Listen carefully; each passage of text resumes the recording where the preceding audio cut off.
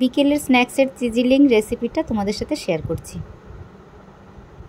প্রথমে 1 কাপ ময়দা নিলাম, তার মধ্যে 2 চামচ বাটার, একটু নুন আর 2টো আমুলের চিজ নিয়ে নিয়েছি। ওটাকে গ্রেট করে দিয়ে দিয়েছি। ওটাকে ভালো করে ময়াম দিয়ে দিতে হবে। তারপরে একটু খাবার সোডা অ্যাড করে নিয়েছি, নিয়ে সাথে একটু দুধ দিয়ে মেখেছি। তোমরা চাইলে জল দিয়েও মাখতে পারো, কিন্তু চিজিলিং সেহেতু দুধ দিয়ে মাখলেই বেশি ভালো হবে। এটা মেখে 30 মিনিটের জন্য ওটা রেস্টে রেখে দিতে হবে। তারপরে কড়াইতে তেল গরম করছি।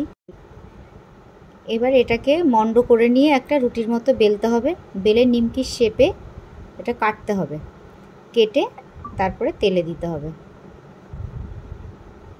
তেলটা মিডিয়াম টু লো রাখবে, লো টু মিডিয়াম, আর ভাজতে হবে যতক্ষণ না ব্রাউন কালার হয়ে যাচ্ছে। দেখবে ব্রাউন কালার হয়ে গেলে ভাববে ভাজাটা হয়ে গেছে। দেখুন কেমন খাস্তা হয়েছে। বাস রেডি আমার চিজিলিংস।